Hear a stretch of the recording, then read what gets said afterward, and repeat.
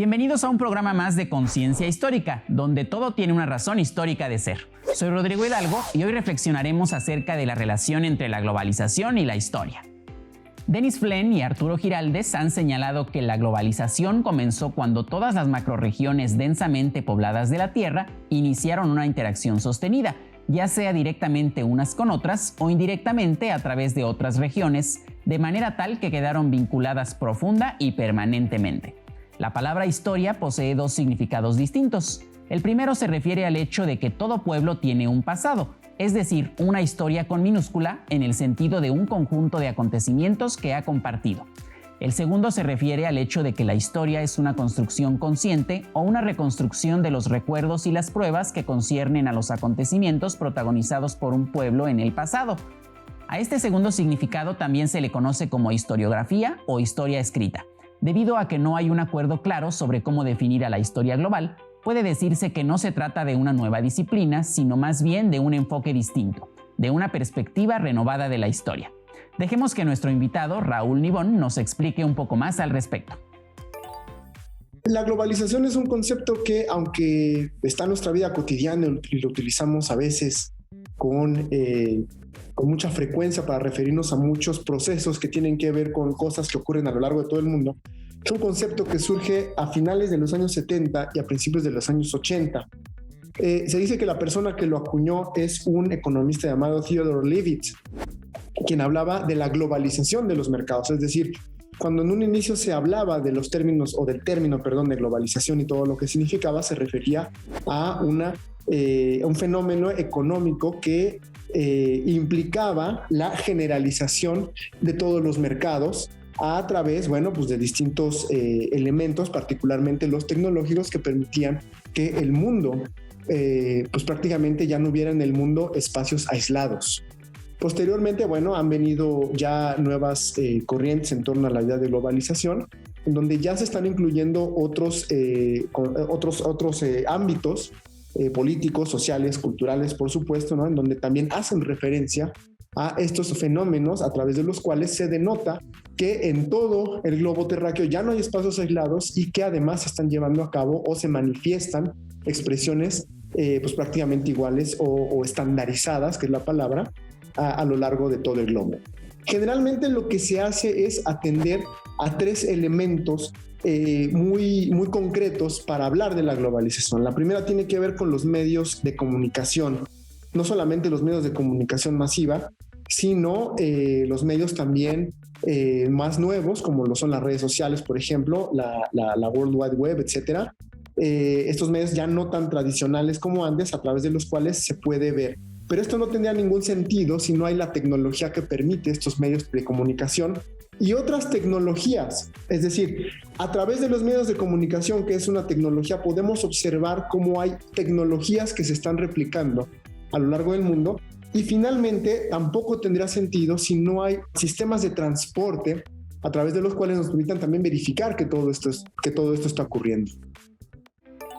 Como ha escrito Matthew Brown, dentro de estos esquemas narrativos, América Latina aparece solo como periferia, ente pasivo o víctima de procesos que la rebasan. Superar o por lo menos matizar estas tendencias sin perder de vista la enorme dinámica de Occidente es una de las grandes tareas de la historia global. Muchas de las obras más convincentes dentro de esta nueva corriente son autorreflexivas y muchas veces críticas. Intentan identificar sus límites, señalan su posible sesgo ideológico y discuten la forma en que se traslapan o complementan conceptos y categorías historiográficas que han nacido en respuesta a cuestionamientos similares, como lo transnacional, lo transcultural, las historias cruzadas, la historia atlántica o las áreas de estudio. El acontecimiento que se considera como detonador de la historia mundial es el descubrimiento de América en el siglo XV y su exploración y conquista en el XVI. El esfuerzo intelectual por comprender ese acontecimiento y hacerlo objeto de la historia ocurre hasta el siglo XX. Los contemporáneos de Heródoto realizaban bajo ese concepto lo que llamaban historia universal. Hay un autor que dice que el propio Heródoto pasó de la crónica a la narración histórica razonada y una historia universal que extendía su objeto de estudio más allá de las fronteras de Grecia hacia el mundo conocido. La historia universal, en un sentido más amplio, surgió con la llegada del cristianismo. En un principio era implícita, ya que el Imperio Romano prolongó la forma y las pretensiones de los griegos, aunque con una realidad más amplia. Después, en la Edad Media, tuvo lugar un paréntesis. Las pretensiones de la historia se redujeron a la mera confección de crónicas. Así, con la decadencia y caída del Imperio Romano, la historia también cayó en decadencia. Solo en el Renacimiento, la historia reinició su desarrollo. Es en este contexto donde tuvieron lugar los descubrimientos del Nuevo Mundo. Se escribían historias particulares de las Indias o de los colonos de Santo Domingo. Aparecían de nuevo historias universales, pero casi siempre con un tono escatológico. Estas historias se dicen universales porque suponen que toda la actividad humana se guía por un principio y puede ser contada como una única historia. Como sabemos, pronto aparecieron versiones secularizadas de la historia universal y escatológica, a menudo en forma de filosofía de la historia, aunque como sucede con el filósofo alemán Hegel, muchas de ellas utilizan el término historia mundial. Para resumir de nuevo una historia complicada, la Primera y Segunda Guerra Mundial son los episodios causales clave, junto con la pérdida de la primacía intelectual y política de Occidente en beneficio de otras partes del mundo. La pérdida de la primacía trajo consigo un replanteamiento de la noción del eurocentrismo, que ahora se ha convertido en una actitud políticamente incorrecta. El resultado combinado de estos dos factores ha sido el surgimiento de lo que se ha llamado la historia mundial. La historia global ofrece una perspectiva que debe modificar nuestra visión sobre esta disciplina. Ha impulsado a muchos historiadores a inscribir, de forma más o menos convincente, sus trabajos habituales sobre imperios, migración, trata de esclavos o el comercio internacional, pero también sobre fenómenos que parecieran meramente locales o regionales, bajo el nuevo lema de lo global. Esta es una de las conceptualizaciones más populares de la historia global. Ni esta ni las corrientes que le son afines pretenden sustituir otras formas de escribir historia, sino complementarlas, ampliarlas y enriquecerlas. De esta manera se ha sugerido reubicar o interpretar mejor la historia nacional, vinculando las diferentes historias nacionales a las redes, contactos y desequilibrios más amplios de los que forman parte, engarzando dimensiones distintas de una historia compartida. Veamos qué tiene que decirnos el especialista respecto al futuro de nuestro planeta. La primera historia, o la historia que más tenemos en mente, es la llamada historia universal. La historia universal, se puede decir, es una manera muy tradicional de atender a los fenómenos que típicamente nos han dicho han formado a los estadios nacionales actuales. Y es una manera quizá muy lineal, insisto, a veces muy tradicional desde algunos puntos de vista o algunos sistemas educativos, de observar el devenir del famoso Estado-Nación. Entonces, la llamada historia universal en realidad es una historia a través de la cual nos están guiando desde un pasado, ¿no? Un pasado particularmente europeo, y ya posteriormente se incluye a los Estados Unidos, un pasado europeo a través del cual se fue consolidando una idea de los humanos aprendieron a leer, que es la prehistoria, luego una idea de una edad antigua, ¿no? donde hay civilizaciones que van floreciendo, que muchas de ellas se desarrollan de manera paralela, aunque todas nos las va mostrando como si una fuera una después de la otra. Después nos están hablando de una edad media que surge pues solamente una parte de Europa, que realmente no tiene que ver en otros espacios, pero que de ahí, bueno, pues pasa a estos lugares como lo son Francia, como lo son la Gran Bretaña particularmente, y de ahí viene el salto a América, y bueno, pues viene la consolidación de estos llamados estados nacionales. Insisto, la historia universal es esta manera tradicional de ver historias del mundo que tienen como eje rector la formación del actual Estado-Nación. Por otro lado está la historia mundial y la historia global. Las dos pues tienen sus complejidades, y en ambas lo que se denota es una idea un poco más complicada, un poco más compleja de cómo observar fenómenos que ocurren a lo largo del mundo. Yo estaría un poco más con la idea de que la historia mundial es esta que trata de ver, explicar e incluso a veces comparar fenómenos que están ocurriendo en diversas partes del mundo, ya sea al mismo tiempo o no necesariamente en el mismo momento, pero sí conceptos. Por ejemplo, la esclavitud, ¿no? La esclavitud, que es un fenómeno que se puede estar dando en dos espacios geográficos, por ejemplo, en el siglo XIX, como lo son en los Estados Unidos y como es en el Brasil. Y entonces, bueno, viene aquí un fenómeno que puede llamarse o denominarse mundial, que tiene como común denominador, por ejemplo, el África, ¿no? Que es de donde precisamente extraen a estas personas para llevarlas al nuevo continente. Entonces, la historia mundial podría entenderse como el estudio de fenómenos que están ocurriendo en diversas partes del mundo. Puede ser al mismo tiempo, puede ser que no. La historia global todavía es más compleja en ese sentido. ¿Por qué? Porque si por un lado atendemos a que el término de globalización se refiere a estos procesos de estandarización de los procesos económicos, de entrada la historia global nos habla de un camino fuertemente trazado o fuertemente orientado hacia los procesos económicos. Esto no necesariamente es totalmente la historia global, pero de entrada la historia global atiende a ciertos fenómenos económicos, ciertos fenómenos comerciales y cómo el mundo ha llegado a conectarse precisamente por estos fenómenos económico-comerciales. Por eso algunos historiadores les van a decir que la globalización comienza cuando el mundo se cierra con el descubrimiento de América o con el encuentro entre América con la cultura europea, que a su vez cierra el círculo de estas culturas que ya estaban en contacto con Asia. Entonces ahí es donde se cierra o se dice que se cierra este primer proceso.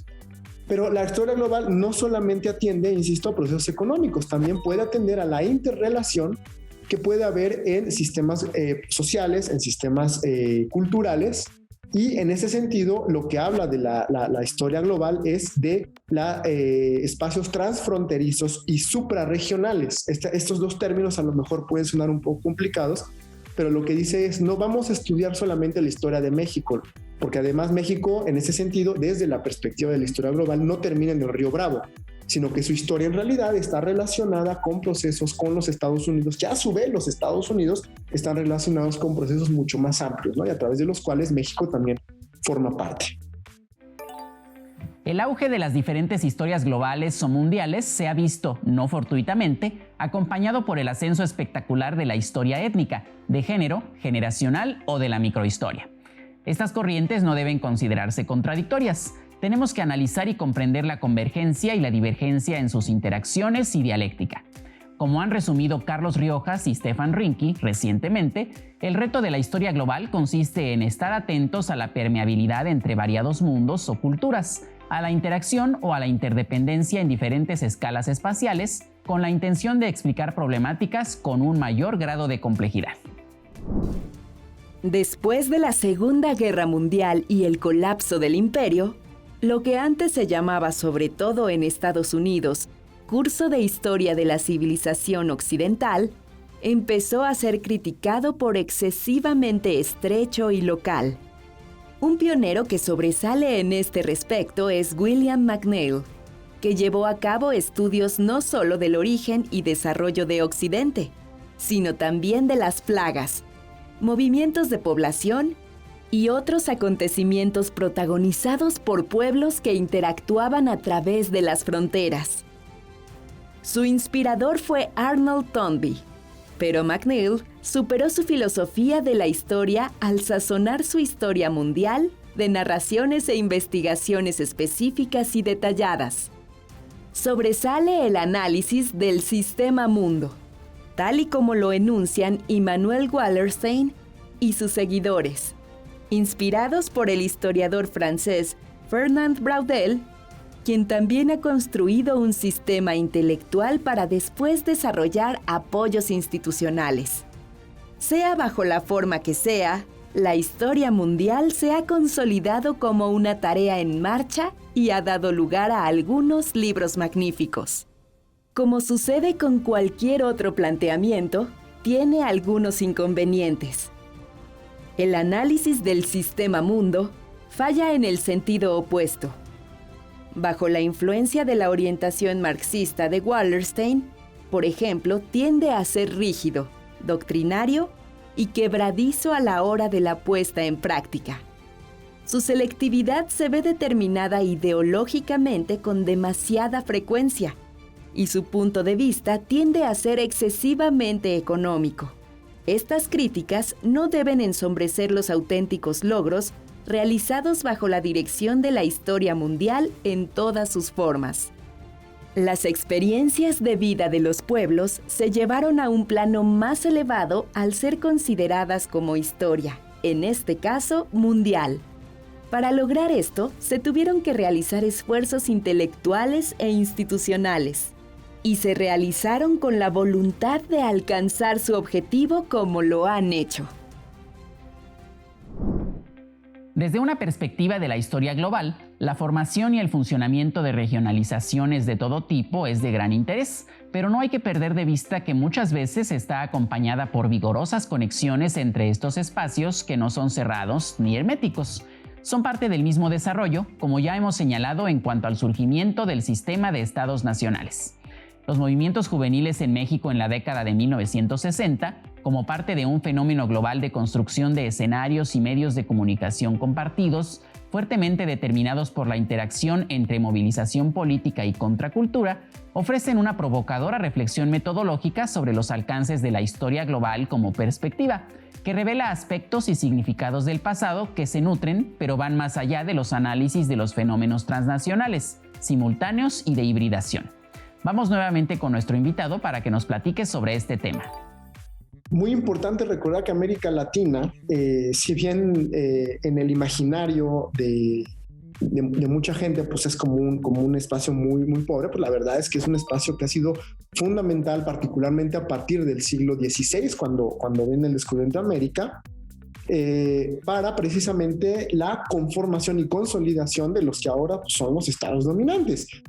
Tratemos de pensar, por ejemplo, en todo el periodo virreinal y de colonia, por ejemplo, que hubo entre el siglo XVI y el siglo XIX, a partir del cual, por ejemplo, todo lo que son los metales preciosos extraídos tanto del Perú como de México, pues fueron fundamentales para el desarrollo económico de España, y que a su vez España pues utilizaba para adquirir materias de otras partes. Por eso de repente se habla que la plata mexicana pues la terminas encontrando, por ejemplo, en Holanda, ¿no?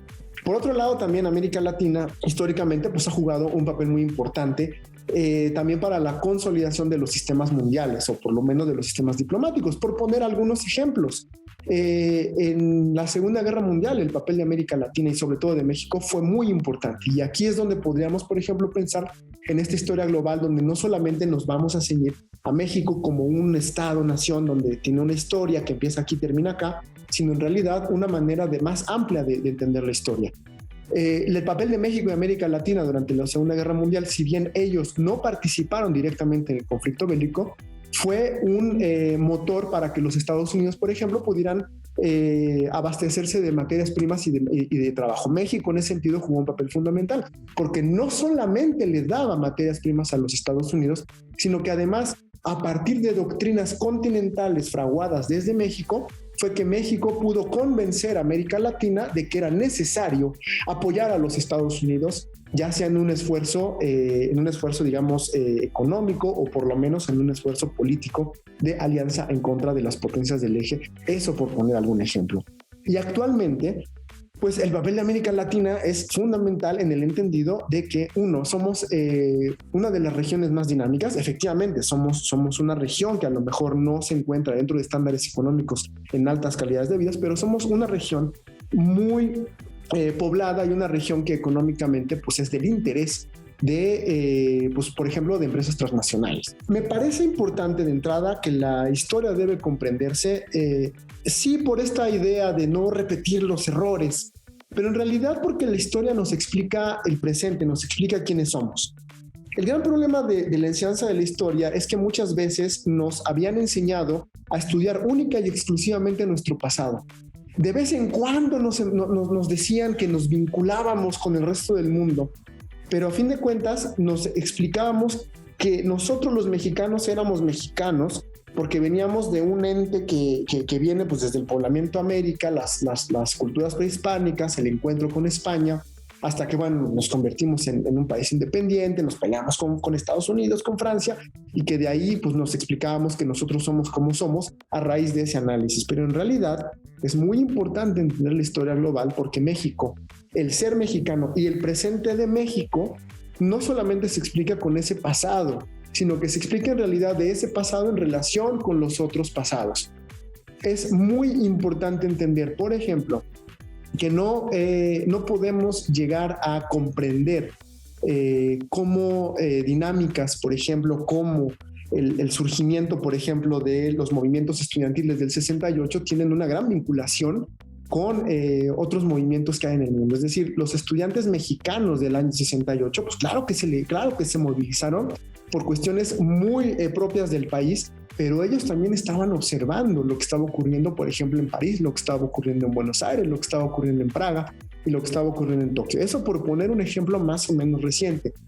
Pero también es muy importante entender que la historia, por ejemplo, de nuestra independencia también está muy ligada a la historia global. Es decir, la independencia de México se logra porque desde México se está observando lo que está pasando en España, ¿no?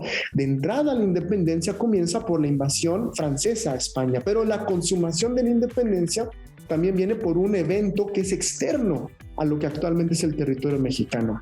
Y por otro lado, personajes como Iturbide, que a lo mejor les parecerá que era un criollo que solamente tenía su mente aquí en México, también estaba muy claro de lo que estaba ocurriendo en otros espacios de América Latina. Iturbide, por ejemplo, sabía muy bien lo que estaba ocurriendo en la zona de Colombia, sabía muy bien lo que estaba pasando con Simón Bolívar, con Santander, y entonces estas personas tenían mucho en mente lo que estaba ocurriendo. Entonces, las explicaciones de cómo somos no pueden quedarse ancladas solamente en una línea, ¿no? En una línea, sino que en realidad tiene que abarcar y tenemos que entender que, a fin de cuentas, todo el mundo está conectado. Ya no hay espacios aislados.